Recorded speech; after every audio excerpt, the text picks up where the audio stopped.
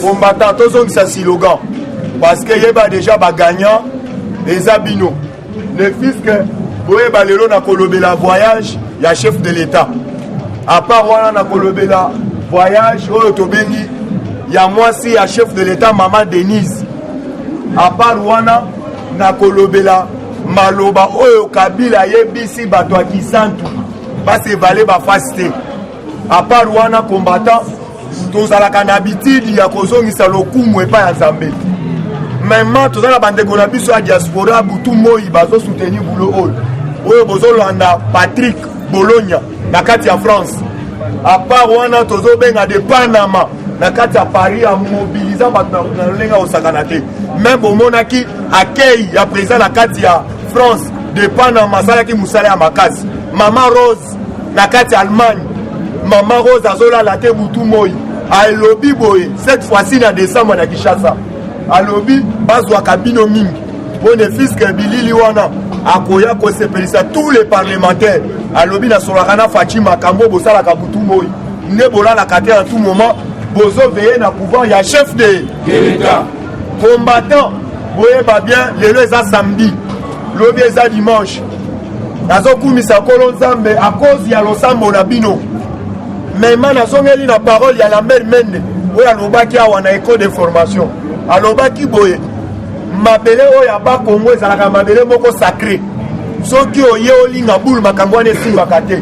Les lots combattants, d'ailleurs, qu'on dit ma iyo. Mabele, à bas Congo, les lots, et boto libiso fouri moko malam. Kabila, c'est voilà qui fasse ça, la qui batou. Oto bengi la misu, ya mutakala nyonso. Avant to banda combattant, tu es bien. Vous avez le droit de kotika mokonzambo kana loboko ya zam. Bato FCC ba bimisi information sous basement. Lokola ba lobby politique. Les hypocrites. Les hommes qui ont la face boy mais ba ba bomi la se boye éviter. Il y a tozana na droit de kotika chef de l'état na loboko ya zam. À part wana combattant.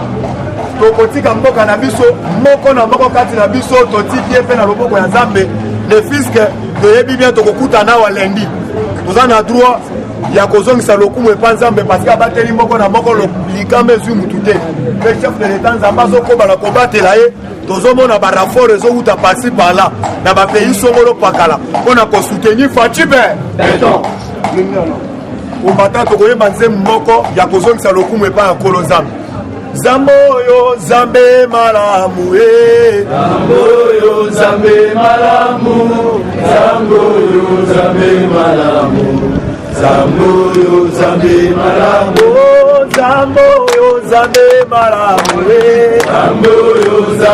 malamu Zambo yo zambe malamu Zambo yo zambe malamu Wala chapolo ya kita yonde osala yawe ya kita yo osala ya kita yo osala ya kita yo osala Zambo yo zambe kitoko Zambo yo zambe kitoko Zambo yo zambe kitoko Zambo yo zambe malamu Zambo yo zambe bolingo Zambo yo zambe bolingo Zambo yo zambe bolingo Zambo yo zambe bolingo Baba bangu na basambwa yawe Baba bangu na basambwa Baba bangu na basambwa Baba bangu na basambwa Komata tokabi mboka na biso na loboko Nzambe tobondeli yawe totiki mboka na biso République démocratique na zia loboko na yo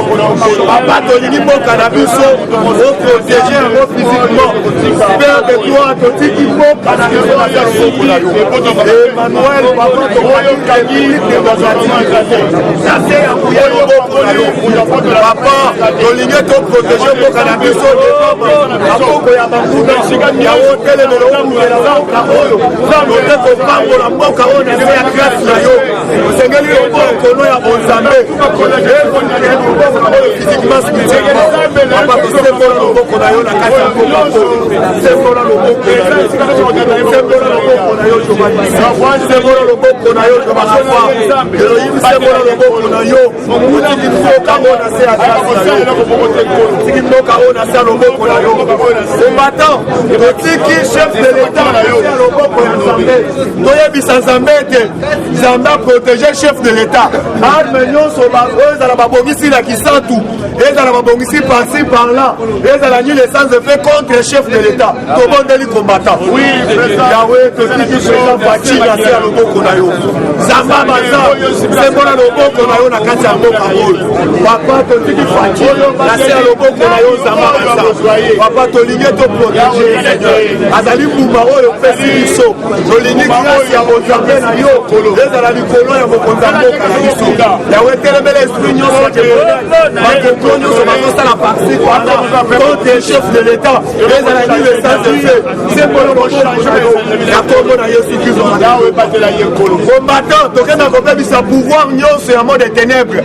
Pouvoir nyonso bazobwaka na bafoule batikaka bafoule parti par là parce que monde ténèbres ebanda korenie kaka na mboka oyo tokenda kobrise pouvoir nyonso basali butu na moi po ete mboka oyo ezonga nsima po ete mboka okokota na soulèvement populaire po bacréer insécurité na mboka oyo kende na kobebisa yango au nom de Jésus tokenda kobebisa papa tokenda kobebisa pouvoir nyonso ya bamarabu ya bangangakisi ya baféticheur tokenda kotelemela yango baye au puissant de chef papa totelemeli kuya nyonso yango de ténèbres oyo kolinga contre mboka oyo totelemeli pouvoir nyonso ya batobisha ya bangangakisi totelemeli yango na kati ya lekolo balelo puissant de combattant kende komitika na se ya loboko ya Nzambe Nzambe protégé yo tokomi déjà na décembre tolingi topetre ata combattant moko te Nzambe abatela mpe famille na yo Nzambe protégé yo parce que boyebi tokomi na suka ya mbula senga na Nzambe te abatela libota na yo tobondeli combattant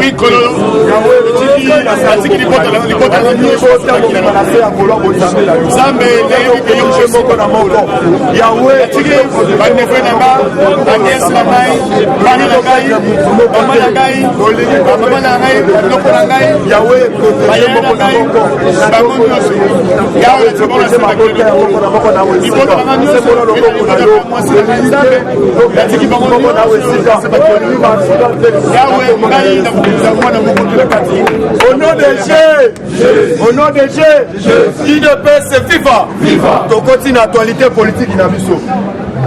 Combattant de lutte, na minute oyo tozala calme. Awa déjà, tozoyebisa bino FCC va perdre pédale. Va perdre pédale pourquoi combattant? Yeba déjà awa bayeba qui était mokonzi mboka tikaki tout le monde. Pour ba commettre ba infraction par-ci par-là. Maintenant là au moni ba ministre ba kangi ba bureau ba kena kisantu. Bobo sanate tolobela bino awa. Ba signa charte ya fidélité. Soki ba moni na ba mangoma moko songolo. Oyo to bengi ya politique na yo. Yeba déjà oko démissionner. IDPS FIFA. Awa Fachi na mutia malamu atiki bango ba commettre ba infraction par rapport à nini combattant. Yeba déjà awa bato ya FCC évaluation bakendaki nango na Kisantu kobosana te torapelaki bino lobi awa à part évaluation ya Kisantu omonaka bango ntango balobaka tozokoka kocontrôle Fachi te na moment oyo efale tocréer oyo tobengi moment climat ya insécurité IDPS FIFA, IDPS FIFA, les parlementaires debout, les parlementaires debout, les parlementaires debout, rien que IDPS. Combattant tolérance, tolérance, tolérance. Combattant, awa na minute oyo bolandaki bango na Katanga, balobi toko créer oyo un climat d'insécurité. Le fisc, chef de l'État a dirigé bien sur le terrain. Tango baye awa bakuti ba réalité mususu devant peuple congolais. Yango monaki Chadari, soi-disant mibenga kaza professeur. Bomon landaka langage alobaka Kabila zozonga na scène politique. Na moment wana abosanaki nengi ko interpréter auto bengi buku ya constitution na biso malam. Awa Kabila poisonga na scène politique, il fallait que ndakufa abota malisusu. IDPS FIFA yango omoni deuxième réunion bake kokota na Kisantu ne fisque awa déjà Fachi a bloqué tous les membres FCC combattant na kokota na mo muzindo po ete na panzela bino ngita ya makambo elekaki na Kisantu combattant Kisantu yeba bien banda mokonza mboka akendaki oyo tobengi na 15 plié na biso na kati assemblée nationale po ete apresente yango eza déjà faci atiaki bamembre nyonso ya FCC oyo tobengaka na blocage IDPS viva banda bandimaki oyo babengi 15 plié na ndenge tokotravaille ndenge bandimaki yango baza déjà na mutamu na biso bavote ou bien bavote te bakweyaka na maye yango omoni évaluation esalamaki kuna balobi tobandaki kofinga chef de l'état sur le terrain na minute ofaci akotisi biso oyo tobengaka na bloc cadena tokobima lolenge nini yango omonaki bayebisaki bino réunion akisa tozalaki mpona pamba te ntango FCC ayo komona bakonti na sekre ya faci bakoma koluka le plus moyen bana bango bakatisaka ngola awa moyen kokatisa angola olandaki oyo tobengi ministre affaires étrangères angolais ayaki awa ya biso akei kuna awa déjà faci apesi mbela pas de mutu akobima aza te Joseph Kabila ntango amoni bato oyo bakoti na Kisantu bomonaka jour ya yambo awanganaka lobi makambo ezosalema na Kisantu nayebi yango te mais ntango yo omona lobi bana mayo bakoki koningelaka bulu ya mabe yango omonaki Joseph Kabila na Kisantu kokoma komi na Kisantu vis-à-vis ya pression ya bandeko wana mais quand même Kabila ye kobenga ndeni na salle aye koyebisa ye clairement est-ce que l'un bozo contre complot contre le chef de l'État est-ce que boyebi réalité oyo eza na nsima boyebi oyo tobengaka alain politique oyo eza sur le terrain oyo ezojoue na moment oyo awa nazoyebisa bino bokata réunion na bino ne fiske makambo eza mabe awa boyebi na oyo tobengi na bafrontière nyonso boyebi banani bazali ntango mino bozokota réunion bozolanda badéclaration ezosalema libanda te contre république démocratique du Congo IDPS viva yango toyebisaki yo losambo oyo obwakaka awa chaque jour na moto oyo otindelaki bango ezikisaka bango te esali nini yango tombola loboko likolo ganga Fatibe awa nazoyebisa yo na Kisantu baperdre mémoire Kabila balobi asali 10 minutes ya pamba agangeli bango alobi bino boyebi makambo ezosalema na minute oyo ntango bozosala réunion contre chef de l'État est-ce que boyebi baconséquence nalingi boarrete masolo oyo bozobeta awa mais malobi bolandaki na journal officiel nazoyebisa bino Kabila ayebisi bango clairement nakutu nalingi FCC kufwa FCC kufwa bosangisa yango bobanda kosoutenir parti moko tozobenga kasi bino so bokota na cash IDPS viva bokenda boulevard boketa na journal officiel oyo maloba oyo Kabila alobeli bandeko na ye mais tozelaki bango basala rapport conjoint mais na rapport conjoint wana babombeli biso balobi kaka se entre coalition FCC cash toza wanaka toujours mpona kocontinue oyo tobengaka coalition wana mais ne fiske tokoti na bainformation ya CC balingaki ne fiske balungwa na ngambu ya cash bakende kosoutenir bandeko na biso ya lamu yango a tout moment tobande koyebisa bino FCC na cash baza eloko moko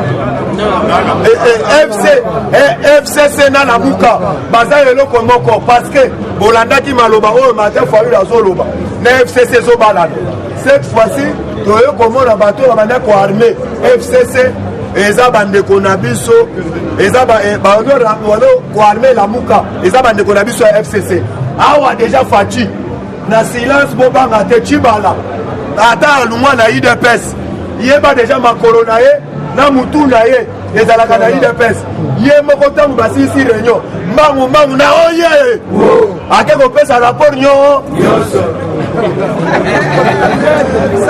IDPS viva toyebisaki bango soki bazoyoka te bakofetre vitesse na bango mema na basekret oyo cibala ye kopesa par rapport ya nini alobi boye balingaki kocreye motion moko ne fiske bacreye le président oyo tobengaka motion de finance na kati ya sénat po ete ne fiske babwakisa lokola bacreye motion moko na kati ya sénat babeta mwa mutu mpo batya mokonzi ya mboka libanda awa sikoyo eloko ekale bango eza article 65 ya constitution ya mboka awa déjà kangi ba bloc kade balobi boye ba bien awa boza na surveillance ya mokonzi ya mboka libanda boyebi bien pe boza na ba sanction moye bobima awa soki bo créer boye ba bien totikali kaka na couloir moko tout à tout ya fleuve ya auto bengi ya ba pays limitrophe ya RDC déjà sécurisation auto zo benga ya ba noko moto auto benga ka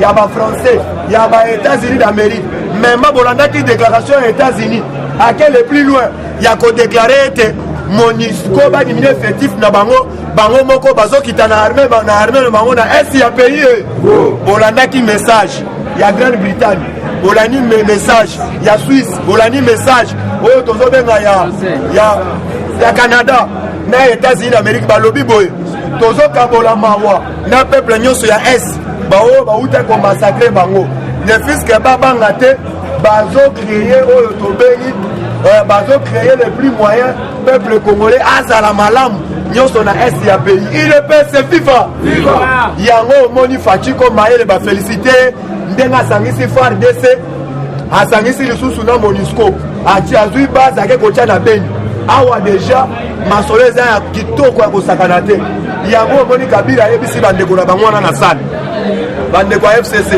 est-ce que boyebi na ba frontière banani bazali awa toyeba bien totikali na couloir moko nayebisaki bino nabetaki PCT Kagame soki azokota kaka makambo ya République démocratique du Congo kana mingi te Kagame mpe alingi kosote abande kominimize mwana mwasi moko na kati ya Rwanda leo tozoyebiso awa baaméricain bake baarme mwana mwasi wana bapese na mbongo awa Kagame akoka mwana mwasi wana te ye nde moto akozala challenger na ye oyo tobengaka na 2023 UDPS FIFA awa toyebi so kala mingi te na baprésident mosusu africain bazosote parce que Fachi Beton aye na changement aye koincarner changement na Afrique mobile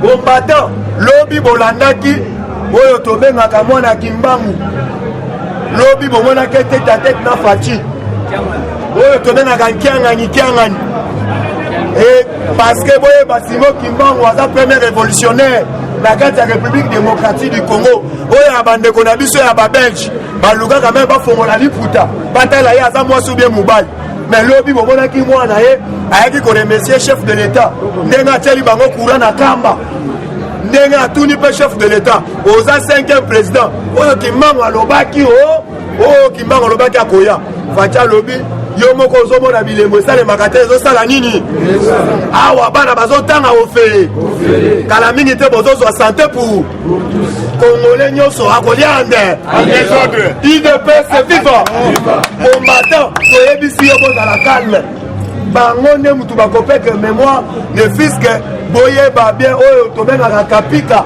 lobi na kobima na sane bainterviewaka kapika te batiele micro bainterviewe ye bayebisi ye boye kapika na moment oyo tozotuna yo malamu réunion boye ya FCC évaluation nango eleki lolenge nini kapika lobi boye